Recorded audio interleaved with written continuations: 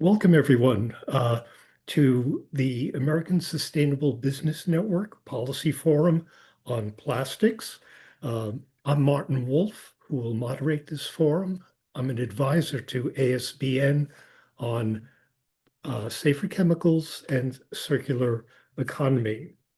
The American Sustainable Business Network is on a mission to inform, connect, mobilize, and amplify the collective voice of sustainable businesses to transform public and private sectors toward a just and regenerative economy. This forum is part of that work to inform and engage each of you. The ASBN has a series of such forums, and I'd like to introduce Anayana White, the head of communications for ASBN, to talk about some upcoming programs. Anayana? Thank you so much, Martin. As he said, I'm Aniana White. I'm ASBN's head of communications, and we have many events that we do throughout the year. Our upcoming events include a climate and energy policy brief on October 2nd. That is a member-only event, but we also have events like the quarterly amplifier coming up on October 7th at 2 p.m. Eastern Time, which is open to all. And that event features a lot of the policy work that we do across various sectors, including safer chemicals and circular economy, which you might be interested in, but also not limited to that. We also have agriculture, clean water, and many other of our initiatives on that call. So it's a really great place to learn about all of the different work that ASBN is doing. And then our Clean Water is Good for Business Steering Committee on October 20th. That's a members only meeting as well. And then the ASBN Business Policy and Purpose Conference, October 21st through the 23rd. And also a Regenerative Agriculture and Justice Policy Brief on October 28th. Next slide, and we'll go deeper into the Business Policy and Purpose Conference, the Business of Democracy. If you haven't heard yet, if you haven't been following us on social media or joined any of our other webinars recently, this is an amazing event that I'm pleased to speak to you about today. It's from 12 to 3:30 p.m. Eastern Time daily, just around 3 hours of your day. Day one is on driving impact, business as a force for democratic resilience. Day two will be on policy and advocacy, rewriting the rules for an inclusive economy. Day three will be purpose in practice, building community power and collective action. And our day three headliner will be Rick Steves. I'm very excited about that. He's the TV host of Rick Steves Europe, best-selling author and successful businessman who sends over 30,000 travelers a year to Europe. Very, very cool that we have him this year. We also have Paul Rice, the founder of Fair Trade USA, as our day one keynote, and a powerful day three keynote panel, the Women Driving Systemic Change through mission-driven business communities with leaders from Ceres, Democracy Forward, B-Lab, U.S. Women's Impact Investing Alliance, and many more. We also have a special offer right now, 50% off of annual ASBN membership for new members and membership renewals by October 20th. Plus, you get free conference registration for all members and their teams. And finally, you are the first to hear about it. Today, we are launching our giveaway thanks to our member and sponsor, Naturepedic. Every registered attendee of the Business Policy and Purpose Conference is automatically entered to win premium Naturepedic organic sleep products. I myself have some of their products, so I love Naturepedic. They're a great company, a great member of ASBN, and 10 lucky winners will be receiving prizes anywhere from a Serenade mattress, valued at over $2,700 to down pillows, etc. So this is the best time to join ASBN at our conference, and I hope you'll all register. Thank you so much. Thank you, Anayana. And I do want to tell everyone who's attending today uh, to encourage you to join ASBN, because when we as businesses speak with a single voice, that voice is amplified and heard. So ASBN currently uh, has over represents over 200,000 businesses and investors, all of whom are seeking to create a more sustainable and just economy. And we hope that you'll join us in that. I also want to say that during the webinar, if any questions arise that you would like to ask, please put them in the chat. We hope to have a robust panel discussion and question and answer session after our speaker presentations.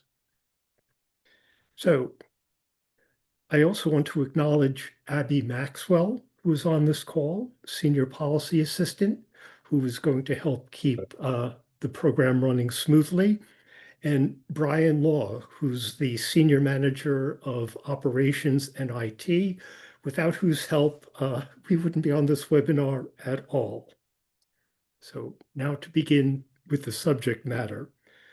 From the moment we wake up in the morning and press the plastic button that stops the buzzing of our alarm clock, which is housed in a plastic housing, from that moment we slip from between the polyester and cotton blend sheets that we were sleeping between, to the moment we step into the bathroom and hit the plastic switch behind the plastic faceplate mounted on the wall with its plastic coating so that electricity can flow through the plastic insulated wires that bring electricity to the plastic encased LED light bulb.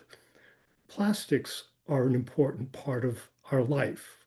That light helps us see the toothpaste that we squeeze from a plastic tube onto the plastic bristles of our plastic-handled toothbrush so we can brush our teeth and step into the shower and squeeze shampoo or body wash from their plastic bottles. I could go on and describe how plastics are part of our life, but we only have an hour for this webinar.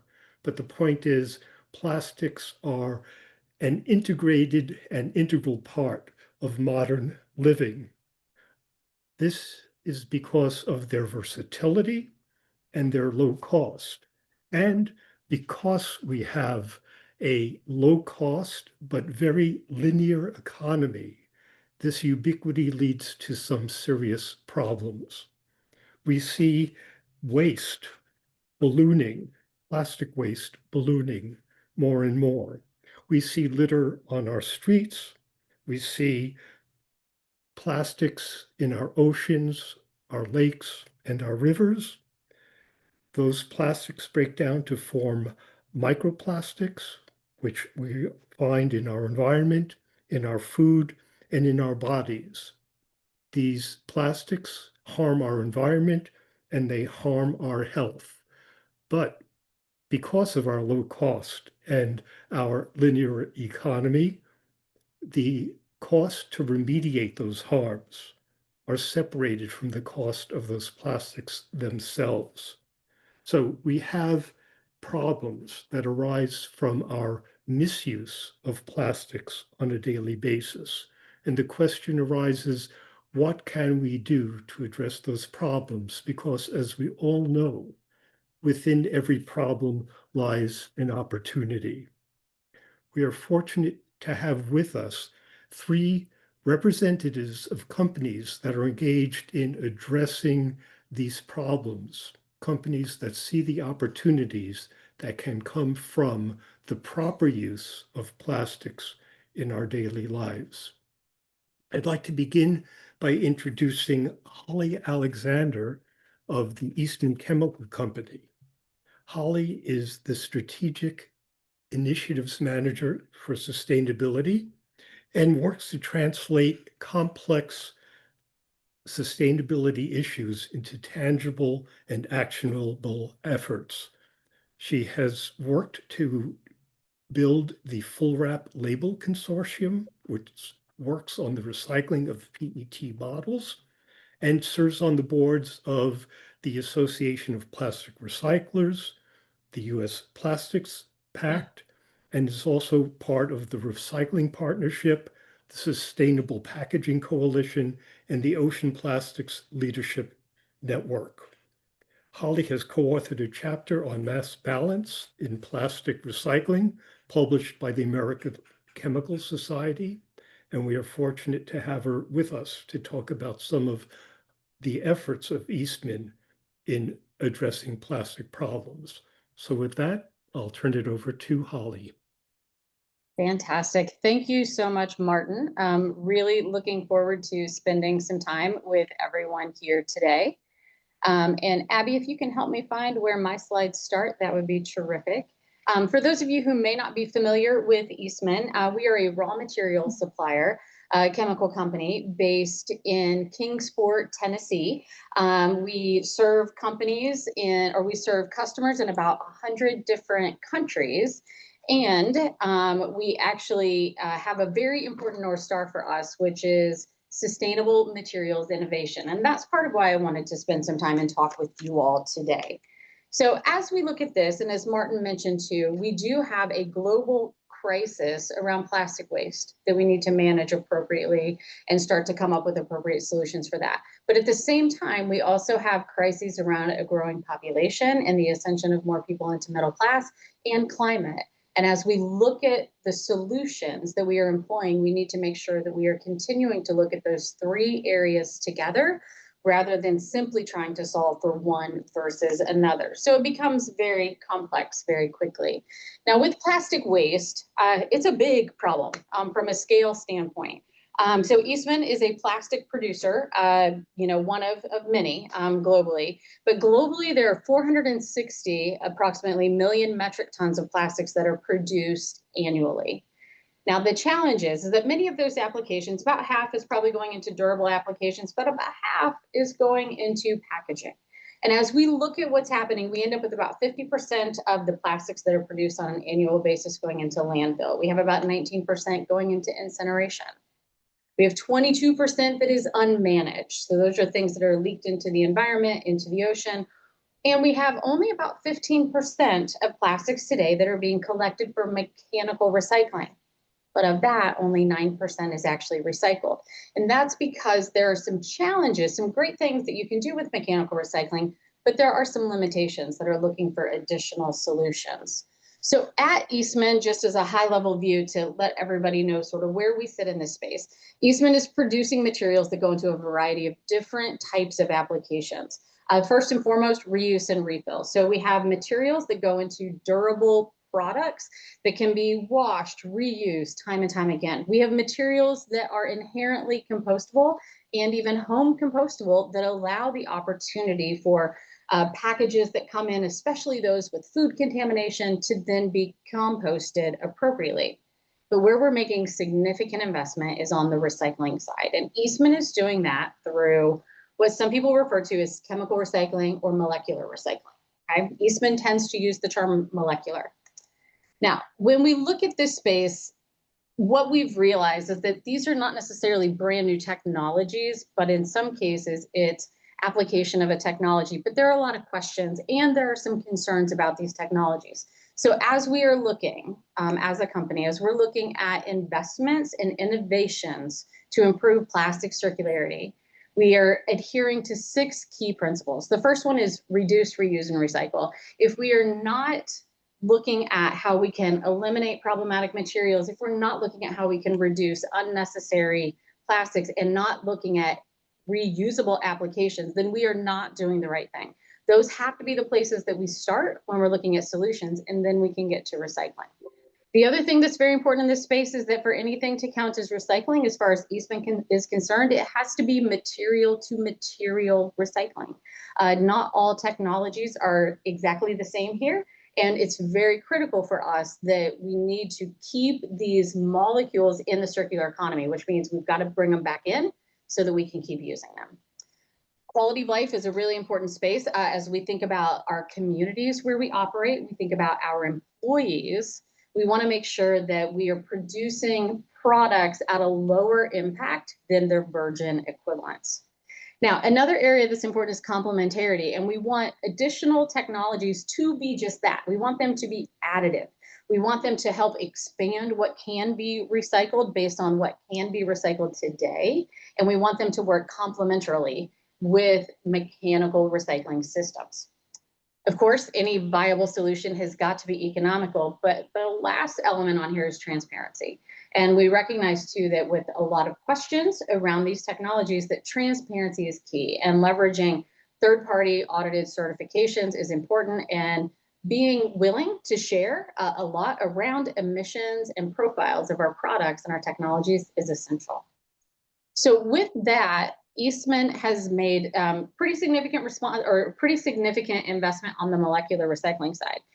Oftentimes I get the question though, well, why don't we just use mechanical? Mechanical recycling is great, but there are some limitations. A couple of the limitations have to do with the types of feedstocks that can go into the technology.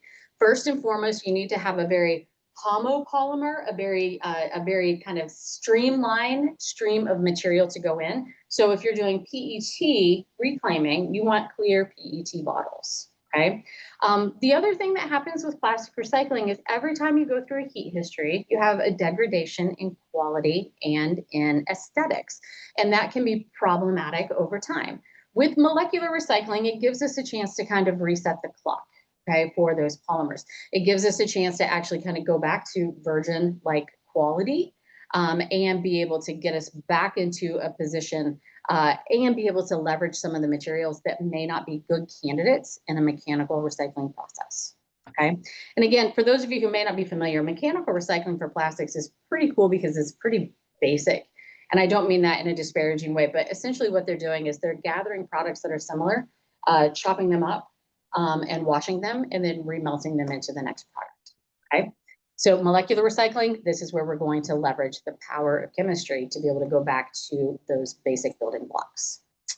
So for Eastman, where we're playing is a technology called methanolysis. Okay, so big fancy word. It's a depolymerization technology, and it is focused exclusively on polyester. So in this case, we are looking at hard to recycle PET packaging, whether that's like your clamshells or your blueberry containers, or looking at colored and opaque applications. So these are products that may not be good candidates for mechanical recycling.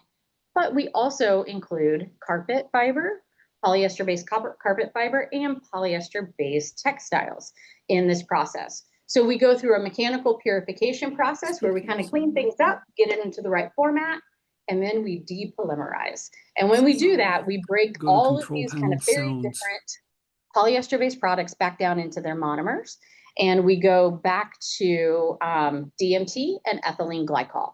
With that, then we actually go straight into polymer production. So we'll go a little bit deeper into what we're doing. To give you a sense on, let's see, let's go forward a slide. There we go. A sense on the types of materials that we're processing. We are looking at things like we talked about colored rejects from mechanical reclaimers. We're getting purged, so a waste stream, a byproduct from reclaimers. Green strapping that's been used. We're looking at green bottle bales, but we're also doing carpet fiber and textiles today. And with that, that gives us a chance then to kind of get all of these materials into a similar format. So this is the pile where we have material that's set and ready to go into the technology. The outputs for this is always another big question for folks. It's going to a variety of different polyester-based products that Eastman produces today, but now with the Renew circular content. So this is going into like Triton Renew, which is for durables, but also some packaging applications for like food or cosmetics. But also, you'll notice the E-Star Renew on their 6763 is a medical grade material. So we're very excited to be able to offer medical grade materials from recycled content. So a couple of things with this, and I'm getting a little bit short on time, so I'm going to move a little bit more quickly.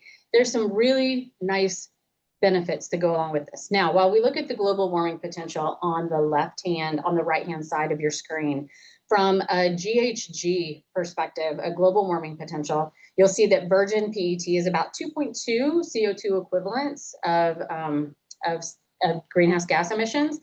For our methanolysis process, depending on our feedstocks, we end up ranging between 0.6 to 0.9.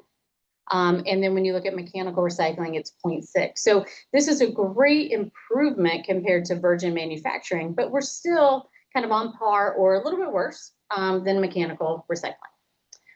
The other thing too is we also have the ability to take a much broader set of feedstocks that can go into our technology, which is why we really want to help and make sure this is a good additive process. So this is happening today. I think sometimes you'll hear a lot of folks talk about, molecular recycling or chemical recycling is something in the future, but our plant, our first plant is up and online since March of 2024, so well over a year now. We've diverted over 100 million pounds of PET waste so far, with the ability to get to about 250 per year as we scale up. And we're producing great materials that are being sold on the market today. Now, from a policy standpoint, one thing that's very important, I think that's critical for everybody to understand, is that there's a really serious threat for domestic plastic recycling happening right now. Since 2020, there's been an increase in over 300% of imported PET coming into the United States. And with this, what's happening then is this is undermining the infrastructure that we have domestically, and we are literally seeing plastic PET reclaimers shutting their doors and going out of business. And this is going to become a great existential crisis for us as an industry. So really looking forward, though, to working with everybody and then answering some questions in a little bit. Thank you so much. Thank you very much, Holly. Next, I'd like to introduce Alexandra Beebe. Actually, before introducing Alex, I want to remind people that if they have questions, they can put them in the chat and we will try to get to them in a Q&A after the presentations. So Alexandra Beebe is the Director of Sustainability at Grove Collaborative. Grove is a online platform for the sale of sustainable home and personal care products. They are a B Corporation, and Alex leads Grove's mission to transform consumer products industry into a force for human and environmental health. She leads Grove's sustainability program, including its Beyond Plastic initiative to innovate plastics away from single use, and also oversees the company's carbon strategy and sustainability reporting. So Alex, over to you. Thank you, Martin.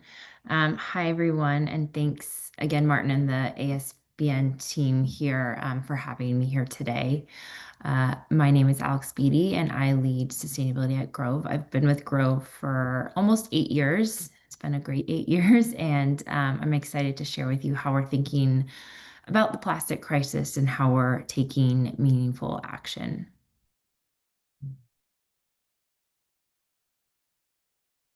Okay. For those of you who are not familiar, I know Martin mentioned a little bit about Grove, but we're an online destination for sustainable everyday essentials.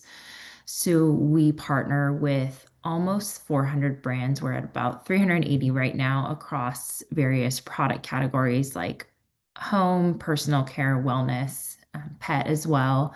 And we also have our own brand focused on home cleaning called Grove Co. We are proud to be a B Corporation, a public benefit corporation, and really our mission is to turn the products people use every day into a force for human environmental health, as Martin mentioned.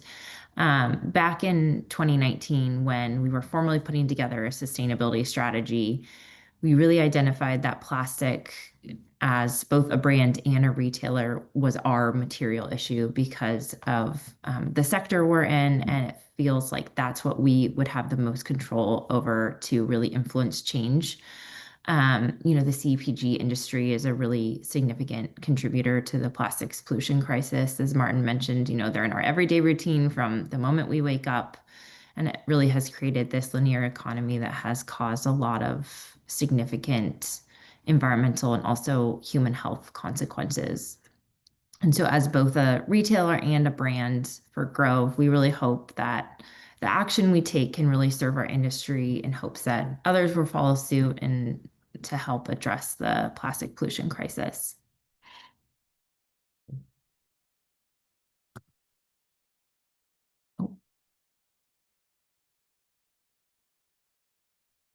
That responsibility really leads us to ask some big questions. Here are some questions, I won't read all of them, that we really ask ourselves as a company to make sure we're doing enough. What role can growth play in really driving systemic change in our industry? How do we broaden the reach of our mission across our industry and to more consumers? How do we empower our customers to really reduce their own plastic footprint in their homes and encourage also our industry peers to really push for scalable solutions? And lastly, how do we continue to scale our business and decouple this from our use of plastic? So these questions really help keep us focused not just on short-term fixes, but really thinking long-term about how we can maximize our impact on our entire value chain. So the remainder of my slides will talk about more about the solutions Grove is seeking as it relates to plastic. So we kind of think about what we're doing about plastic in 5 different categories. So first is measure. We really lead with transparency, even if metrics don't always indicate perfect progress or they're polished metrics.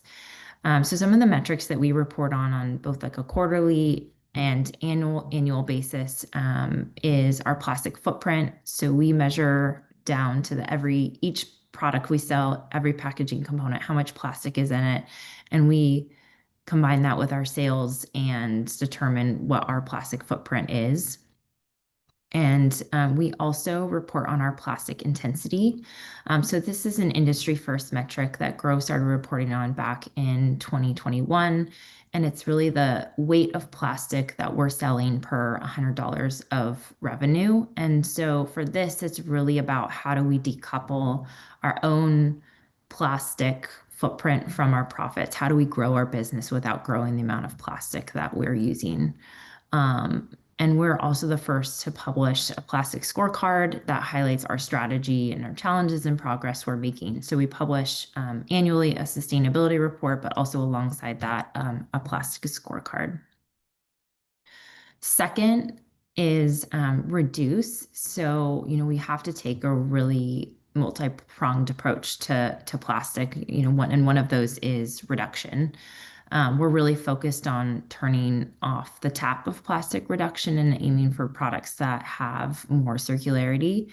Our own brands innovation team, who helps develop our Grove Pro products, and some other own brands that we also have, they're really working to create product and packaging solutions that meet our Beyond Plastic standard. And then also our merchandising teams are really working to source brand partners. As I mentioned, we have around 380 that also meet our Beyond Plastic standard. So what is our Beyond Plastic standard? This is really our effort to move our industry into more sustainable product formats that contain little to no single-use plastic. And it's a way for us to educate our customers in how they can reduce their own plastic footprint in their lives by the products they're purchasing. So when our customers are shopping with at Grove, we put these little logos of these Beyond Plastic logos on the products that meet this Beyond Plastic standard to help them identify products that have little to no single-use plastic. So these 3 logos, the first one is a product that is 100% plastic free.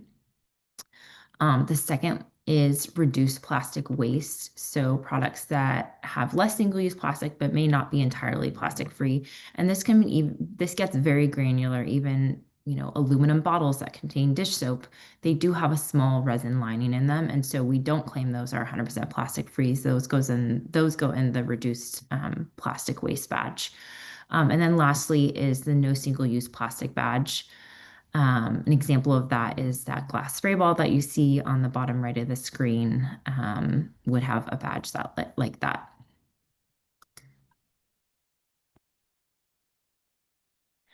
The third of our multi-pronged approach is recover. So I don't want to talk too much about this one because we have Adi here from Repurpose Global who will be speaking to you shortly.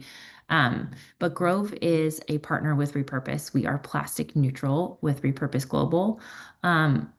we were the first plastic neutral retailer. And what plastic neutral means is essentially we are recovering an equal amount of plastic that we put in the hands of our customers. So since 2020, we've recovered over 18 million pounds of nature and ocean-bound plastic waste. Our recovery projects are really wonderful. Our flagship project that we've been a part of since we started partnering with Repurpose is in India, and it focuses on low value plastic and is managed and operated by women. So there's a large social component and benefit to that project. And I'm sure Adi will talk about this a little bit about kind of the social aspect of it with plastic waste in some of these countries. And then another project is in Colombia, and that plastic waste is collected and repurposed into public amenities. So we're really proud of those projects that we're a part of with Repurpose. And, plastic neutrality is a part of the solution for us, but it doesn't replace reduction that I spoke about in the previous slide as well. I actually also had the privilege in 2022 to go visit our recovery sites in India with Repurpose. And it was just a really, you can see all the pictures behind a screen, but really being there in person and seeing all the dump sites and the recovery sites was a really life-changing experience for me. The fourth approach that we take is around engagement. So especially in the last year, we really have taken a lot of measures to educate our customers about the impact of shopping with Grove. We launched a tool called the Impact Tracker, which shows each customer their unique impact of how much plastic they have saved through shopping with Grove. So that contains two different components. One metric is plastic recovered. So if they do purchase products that contain plastic, we recover that equal amount of plastic. And so we show them the amount of plastic equivalent into water bottles that they're recovering. And then also plastic avoided, which is, if they're purchasing products that meet our Beyond Plastic standard that have little to no single-use plastic and are avoiding plastic compared to their conventional alternatives, we're providing them that metric as well. So it's really a way for us to educate our customers, and we have found that education really does build trust, and we want our customers to feel empowered instead of helpless in their own efforts. And so we really try to engage with them on, the impact that they are making.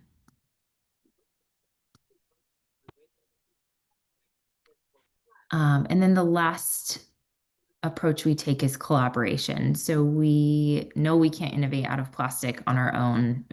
I think at this point we would be 100% plastic free if that was the case. But it needs to be a systemic level change. And we've really thoughtfully partnered with influential organizations across our value chain. I spoke a little bit about Repurpose already. We also partner with Five Gyres. They're a research-driven plastics nonprofit that we've been partnered with for a number of years. We also just partnered with them this summer to do some research on microplastics. So that's been, as you all know, emerging human health topic that Grove has really raised their voice on a lot. And we conducted some microplastics research in partnership with Five Gyres on the consumer perception of microplastics. So that was some really interesting results. And then also, just industry collaboration as well. So from 2020 to 2024, we had a plastic working group comprised of over 120 brands of our third-party brands that really focused on pre-competitive discussion around challenges and solutions as it relates to plastic product innovation. And we've kind of sunsetted that group now to join a broader group in partnership with Repurpose and also Thrive Market and UNFI. It's called the Packaging Action Network. So that will be launching in a little bit, and it really helps brands in our industry, set goals around not only plastic but carbon and take steps around measurement and reduction and goal setting around this. So industry collaboration is really key for us in making influential change in our industry. So I know I'm probably a little bit short on time, so I'll just close with saying that, I think some days I wake up and feel empowered working for Grove and the impact we're making. And, other days you realize how large of an issue this is at scale. I know I really felt that when I visited our recovery sites in India. And it feels like such a uphill battle, but I think all of us as businesses have a choice to take responsibility and innovate. And I'm really inspired by how many of our industry partners and peers have really made so much progress on this front. So thank you very much. Thank you very much, Alex.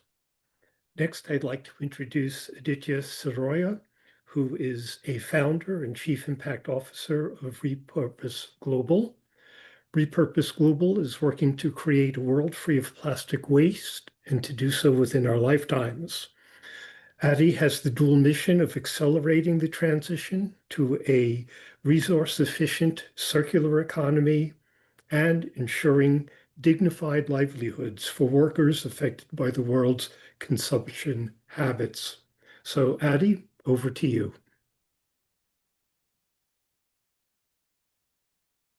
Apologies, I had to come off mute. I hope you can all hear me now. Thank you so much, Martin, for that very kind introduction. I'd like to start off just with a question. Who here, I'm sure a lot of us have pets, who here has had an experience with their pet swallowing something that they weren't supposed to?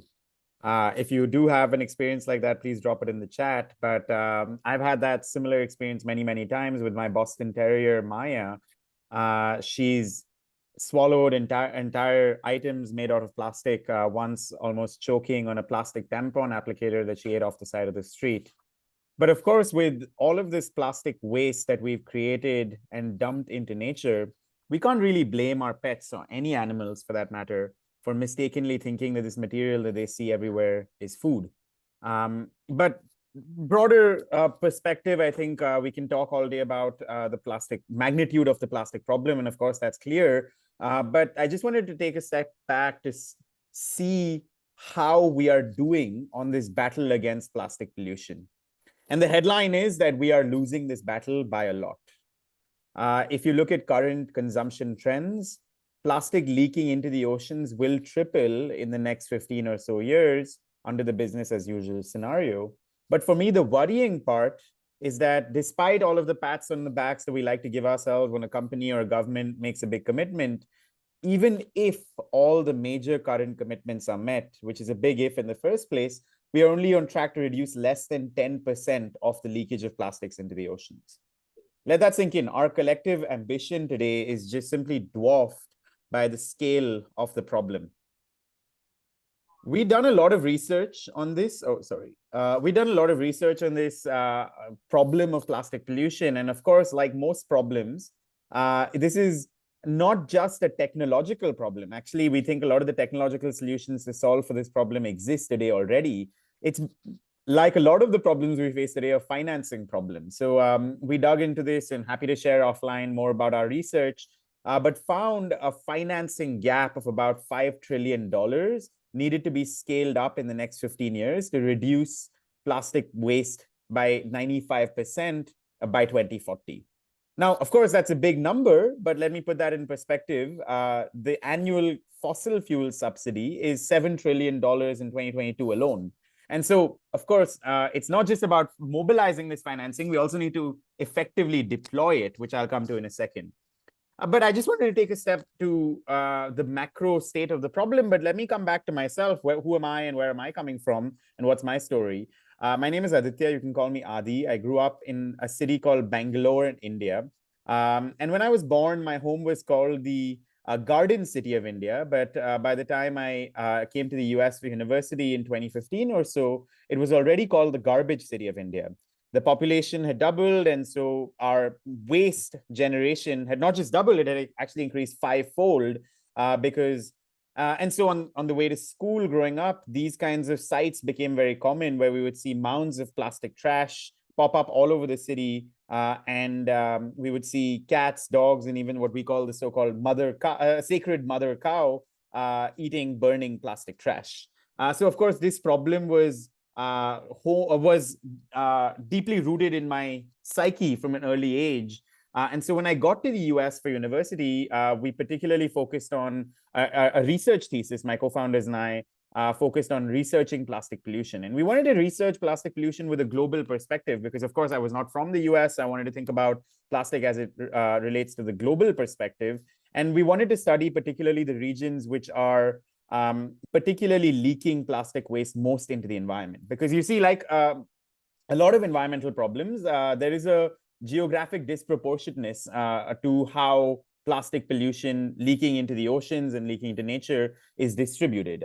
You'll see very few, I'll show in a few slides the global distribution, but you'll see most of the plastic waste leaking into nature from countries in South and Southeast Asia, where waste management is completely lacking. And my home country, unfortunately, has the ignominy of being the #1 source of plastic leaking into the oceans. So when we went into these dump sites, we would go into researching not just the environmental challenges of plastic, but the social challenges of plastic. Because many of you might already be aware of this, but for those of you who do not, today, nearly 50 to 60% of global recycling has enabling it at the front of the supply chain millions of informal waste pickers who are working in extremely hazardous conditions, some of the conditions you can see on the screen here. And they are serving a really crucial role to society in that they serve as really the entry point for recycling globally, but at immense cost to themselves. And so, of course, when we did this research, we found horror stories of how some of these workers were getting into waste picking as early as age 3 or 4, of how they were getting addicted to drugs and alcohol when they were just age 8 or 9, because frankly, being high was the only way they could tolerate dealing with the rotting garbage all day. And of course, I won't go into this, but this, of course, informal sector is not just an India problem or Indonesia problem, even in the streets of New York, where I just moved. It's frankly undocumented migrants who are rummaging through trash to try to bring it into recycling, right? And that's not to say that plastics effects are only felt on the people dealing with the waste on the first mile. We are all impacted by this, and we're just starting to uncover the health impacts of plastic waste. So it's not a surprise that plastic waste has become the #1 environmental concern for consumers across the world. We see this immense pressure from consumers turning into concrete regulatory pressure now as well. And so what does that mean for the solution? The reality is we need to recognize that there is no one single tick-the-box approach we can take. There is no silver bullet to solving plastic pollution. We need to recognize that it requires a much more everything, everywhere, all at once approach, where we are reducing at the top of the supply chain, we're recycling whatever we can, but also investing in the waste management to particularly plug the leakage of plastic that's already leaked into nature. And we do believe at Repurpose that plastic can be solved in our lifetime. So I'll just share a quick snippet of what our solution is. We have a few different solutions really aimed at the consumer brand, the brand that is putting out all of this plastic and packaging out into the world. #1, we have a packaging software platform to help brands manage data around their packaging use, understand the implications of that packaging use, both on the environment, but also on their own business. And then finally, use that data to drive both changes within their own supply chain and changing the type of packaging they're using, but also meet a lot of the regulatory compliances that are coming online, especially with extended producer responsibility now online in the US. I have a lot of context around that I'd love to share with you, but I won't be able to necessarily for lack of time right now. But EPR is one enablement that we are working very diligently to build out at Repurpose. The second bucket of our solution is really this aspect which we call plastic waste recovery, where we partner with brands like Grove, and we're so grateful to Alex and the Grove team for their continued support, where we have this global network of plastic waste recovery projects that we can pull plastic waste out of nature through, and in the process benefit the workers that are doing this work through with more dignified formal livelihoods compared to the informal sector, which is of course quite exploitative. And then finally, I think, of course, our core goal is to scale waste management, not just in the US, but globally. And so we're trying to bring waste management systems through our project development mechanisms to regions that have lacked this and have never had access to this. So today we're working with 500 plus brands across the CPG landscape, from challenger brands like Grove to multinationals like Colgate. And we're really grateful for all of their support in scaling our work. Martin, I know we're running out short on time, so I'll pause here. I can keep going a little bit more on our solution, but let me give you the time back and we can go into a discussion. Okay, thank you, Aditya. Actually, if you want to take another minute to finish up, that's fine. All right. Okay. I saw But your I warning appreciate message. So, okay, I'll just share the more interesting side of our work is really this global network of projects that we're developing. Really, as I was alluding to earlier, the leakage of plastic is geographically disproportionate. Each red dot on this image here is showcasing a hotspot of plastic leakage. You'll see very few red dots along the North American coastline or European coastline, and majority of the red dots in South and Southeast Asia. And in those regions is where we are focusing our efforts, where we're trying to build up waste management infrastructure that has never existed, frankly. So particularly, we're focusing on the collection and waste management at the doorstep. And hopefully you can see with these images the contrast that we're trying to bring about in the change in working conditions from the informal waste picking sector. And we're developing these projects primarily funded by brands, but over time catalyzing these projects to get to self-sustainability, which we can talk more about. So to date, we've already recovered nearly 100 million pounds of plastic waste. This number is slightly outdated. We're on track to hit 100 million pounds this month. And in the process, we've benefited 2,000 waste workers with more formalized and dignified livelihoods. And finally, bringing waste management access to 1 million plus people for the first time. So really, really grateful for having this platform here, Martin, to talk about our work. And we'll pause here and give you the time back to go into the panel as well. Thank you very much, Adi. I appreciate that.